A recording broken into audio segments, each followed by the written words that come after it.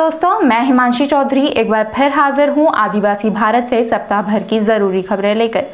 सबसे पहले जान लेते हैं इस सप्ताह क्या है खास। बुलेटिन की शुरुआत करेंगे मणिपुर से, जहां फिर से हिंसा हुई है। इसके साथ ही चर्चा मणिपुर के विधायकों की केंद्र सरकार के साथ दिल्ली में हुई बैठक की भी होगी।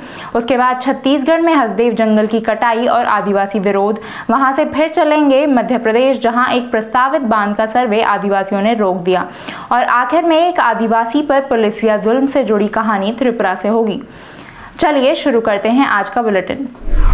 मणिपुर में 17 महीने पहले शुरू हुई जातीय हिंसा के बाद 15 अक्टूबर 2024 को पहली बार मैतेई, कुकी और नागा समुदायों के विधायकों के बीच बैठक हुई। इस बैठक का आयोजन गृह मंत्रालय ने शांति बहाल करने और तीनों समुदायों के बीच मतभेदों को खत्म करने के उद्देश्य से किया था। हालांकि इस बैठक में गृह मंत्री अमित शाह और मणिपुर के मुख्यमंत्री एन बीरेन सिंह शामिल नहीं हुए, लेकिन गृह मंत्रालय के वार्ताकार AK मिश्रा और अन्य वरिष्ठ अधिकारियों ने इसमें शिरकत की। सूत्रों के मुताबिक बैठक में मैतेई समुदायों से विधानसभा अध्यक्ष थोकचोम सत्यव्रत सिंह और विधायक थोंगम बिस्वजीत सिंह ने हिस्सा लिया। कुकी समुदाय की ओर से मंत्री लेप्ताओ हाओकिप और नेमचा किपगेन शामिल हुए। नागा समुदाय का प्रतिनिधित्व विधायक राम मुइवा, अवांगमो न्यूमई और एल दिखो ने किया।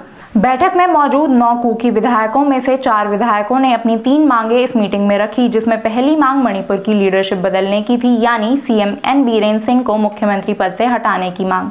इसके अलावा कुकी इलाकों में अलग प्रशासन की और हथियारबंद समूहों को गैर कानूनी संगठन घोषित करने की मांग भी इसमें शामिल थी। इस बैठक के बाद 19 बीजेपी विधायकों ने भी मुख्यमंत्री एन बीरेन सिंह को हटाने की मांग की। इन विधायकों ने प्रधानमंत्री नरेंद्र मोदी को पत्र लिखकर शांति बहाल करने में मुख्यमंत्री की नाकामी की बात कही। विधायकों ने कहा कि राज्य में हिंसा के कारण बीजेपी की छवि को नुकसान हो रहा है और मुख्यमंत्री को हटाना जरूरी है। उनका मानना था कि सिर्फ सुरक्षा बलों की तैनाती से समस्या का समाधान नहीं हो सकता है। इसके बजाय सभी पक्षों के साथ सार्थक बातचीत की जरूरत है। इसके साथ ही विधायकों ने राज्य में आवश्यक वस्तुओं की कमी और बढ़ती महंगाई का मुद्दा भी उठाया। उन्होंने चेताया कि अगर जल्द कदम नहीं उठाए गए तो हालात और बिगड़ सकते हैं। केंद्रीय गृह मंत्रालय और मैतेई, कुकी और नागा समुदायों के विधायकों के बीच नई दिल्ली में हुई बैठक के 2 दिन के भीतर राज्य में आज यानी 19 अक्टूबर को ताज़ा हिंसा भड़क उठी। उग्रवादियों ने जिरीबाम जिले के एक गांव पर हमला कर दिया। एक अधिकारी ने बताया कि उग्रवादियों ने आधुनिक हथियारों से तड़के करीब 5 बजे बोरोबेकरा पुलिस थाने के तहत आने वाले एक गांव को निशाना बनाया। उनके अनुसार उग्रवादियों ने बमबारी भी की। इस दौरान केंद्रीय रिजर्व पुलिस बल और पुलिस कर्मियों ने जवाबी कार्रवाई की और दोनों ओर से भारी गोलीबारी हुई। हालांकि राहत की बात यह है कि अभी तक किसी के हताहत होने की खबर नहीं है। वहीं फिर से हिंसा शुरू होने पर सुरक्षा बल बुजुर्ग लोग, महिलाओं और बच्चों को सुरक्षित स्थानों पर ले जा रहे हैं। जिरीबाम शहर से करीब 30 किलोमीटर दूर बोरोबेकरा घने जंगलों से घिरा है और एक पर्वतीय क्षेत्र है। पिछले साल मई में राज्य में जातीय हिंसा भड़कने के बाद इस इलाके में ऐसे कई हमले हुए हैं। इससे पहले 17 अक्टूबर को इम्फाल पश्चिम जिले के कोतरुत गांव में 2 समूहों के बीच गोलीबारी हुई थी। इस घटना को लेकर पुलिस ने बताया था कि सशस्त्र हमलावरों ने कांगपोकपी जिले की पहाड़ियों से निचले इलाके कोतरुक गांव पर हमला किया। अब बात हसदेव जंगल की कटाई को रोकने के लिए हुए प्रदर्शन की। छत्तीसगढ़ के सरगुजा जिले के हसदेव जंगल में एक बार फिर तनाव बढ़ गया है। उदयपुर विकास खंड के सालही और आसपास के गांवों में परसा कोयला खदान परियोजना के तहत हो रही पेड़ों की कटाई का ग्रामीणों ने विरोध किया। गुरुवार सुबह सैकड़ों पुलिसकर्मियों की मौजूदगी में बड़े पैमाने पर पेड़ काटे जा रहे थे। इस खबर से ग्रामीण और हसदेव अरण्य बचाओ संघर्ष समिति के सदस्य मौके पर पहुंचे और विरोध करने लगे। इस दौरान प्रदर्शनकारियों और पुलिस के बीच झड़प हो गई। मीडिया रिपोर्ट्स के अनुसार झड़प के दौरान कई ग्रामीण और 13 पुलिस अधिकारी घायल हो गए। सरगुजा के पुलिस अधीक्षक योगेश पटेल ने कहा कि ग्रामीणों ने पहले हमला किया, जिसके बाद पुलिस ने जवाबी कार्रवाई की। सरकार के अनुसार 6 गांवों में 5000 पेड़ काटने की योजना है। इसे रोकने के लिए ग्रामीण पहले से साइट पर इकट्ठे हो गए थे, जिसके बाद 400 पुलिसकर्मी और वन विभाग के कर्मचारी तैनात किए गए। हालांकि इस झड़प के बाद फिलहाल पेड़ों की कटाई रोक दी गई है।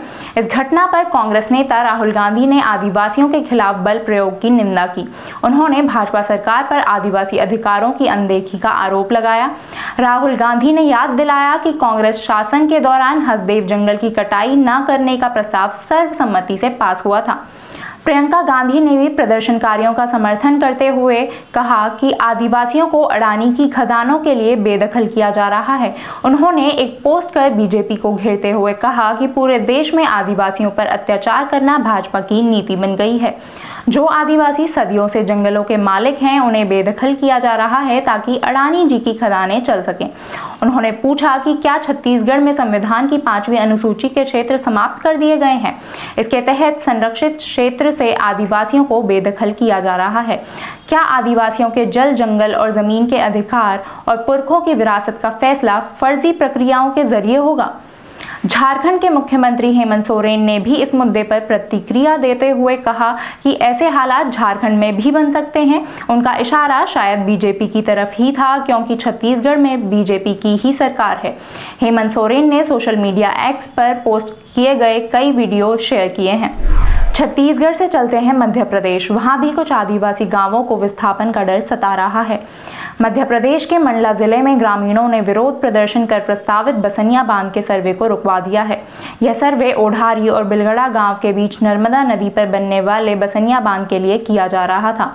कल यानी 18 अक्टूबर को नर्मदा घाटी विकास विभाग की टीम सर्वे के लिए बिलगड़ा गांव पहुंची थी। इस टीम में वरिष्ठ अधिकारी मूलचंद मरावी, एसडीओपी निवास और मोहगांव थाना प्रभारी शामिल थे। ये टीम पूरी तैयारी के साथ आई थी। स्थिति को काबू में रखने के लिए उनके साथ एक बस भरकर पुलिस बल भी आए थे, लेकिन बांध के विरोध में सैकड़ों ग्रामीण वहां पहले से ही मौजूद थे।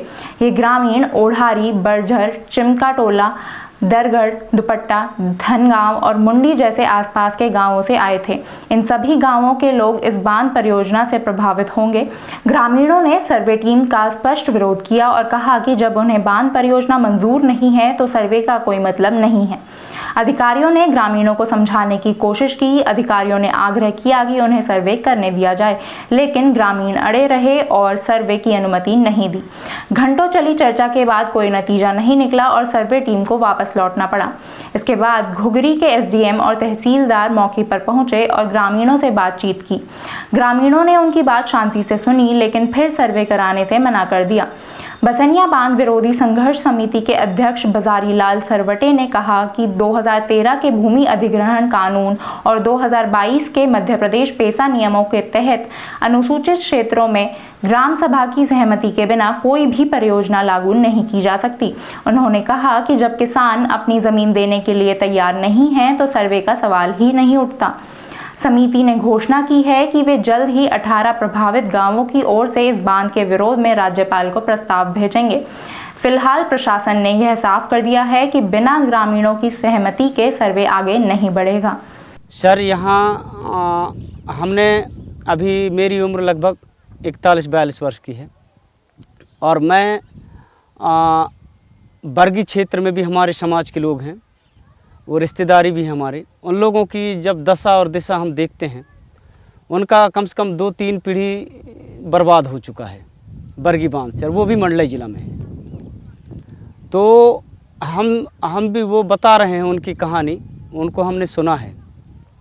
और अभी हम देखते हैं वर्तमान परिस्थिति में तो हमारे ये जो जंगल जैव विविधता से परिपूर्ण है, ये समाप्त हो जाएगा। जो हमारे गांव के लोग मिलजुल के रहते हैं, आपसी भाईचारा और सांस्कृतिक कार्यक्रम, ये भी समाप्त हो जाएगा। हमारा जो खेती का एकमात्र साधन है, आजीविका का जो साधन है, वो खेती है, वो भी पूरी तरह से बर्बाद हो जाएगा। और लगभग 30-40% वन से हम जो है तो लाभ लेते हैं, वन संपदा से, वो भी हमारा पूरा चला जाएगा। अब बात करते हैं त्रिपुरा की। त्रिपुरा के मनु बाजार थाने के अंतर्गत आने वाले कलादेपा इलाके में पुलिस हिरासत में एक व्यक्ति की मौत का मामला सामने आया है। 34 वर्षीय बादल त्रिपुरा को पुलिस ने गिरफ्तार किया था, लेकिन एक दिन बाद उसे छोड़ दिया गया था।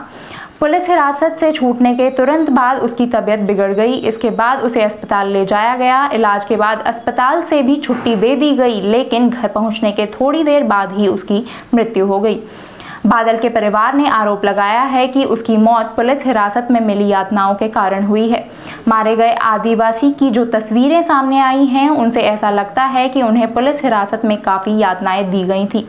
त्रिपुरा के मुख्यमंत्री डॉक्टर माणिक साहा ने इस घटना पर दुख जताते हुए पोस्ट करके संबंधित अधिकारियों को निलंबित करने की जानकारी दी है। निलंबित अधिकारियों में एक सब इंस्पेक्टर और एक कांस्टेबल शामिल हैं। इस घटना के बाद इलाके में तनाव का माहौल है और लोग इंसाफ की मांग कर रहे हैं। कई लोग सड़कों पर उतर आए हैं और विरोध प्रदर्शन कर रहे हैं। इस घटना का विरोध करने के लिए और पीड़ित परिवार को न्याय दिलाने के लिए सड़कों पर उमड़े हुजूम ने मनु बाजार पुलिस स्टेशन के सामने प्रदर्शन किया और अगरतला सबरूम राष्ट्रीय राजमार्ग को बाधित कर दिया। दक्षिण त्रिपुरा के पुलिस अधीक्षक अशोक सिन्हा ने बताया कि इस मामले में 5 पुलिसकर्मियों को निलंबित कर दिया गया है। अधिकारियों का कहना है कि घटना की विस्तृत जांच की जा रही है। सूत्रों के मुताबिक बादल त्रिपुरा और एक अन्य व्यक्ति को पहले रबर शीट चोरी के आरोप में हिरासत में लिया गया था, लेकिन उनके खिलाफ कोई मामला दर्ज नहीं किया गया था। बादल को बाद में शराब पीकर हंगामा करने के आरोप में गिरफ्तार किया गया था, लेकिन रिहा होने के बाद उसकी तबीयत बिगड़ गई और उसकी मौत हो गई। मृतक के परिवार ने मुआवजे और न्याय की मांग की है। इस घटना के बाद शांति बनाए रखने के लिए पुलिस द्वारा अतिरिक्त बल तैनात किए गए हैं। वरिष्ठ अधिकारी भी इलाके का दौरा कर रहे हैं ताकि स्थिति पर काबू किया जा सके। आज के लिए बस इतना ही। आदिवासी भारत से जुड़े रहने के लिए देखते रहिए मैं भी भारत।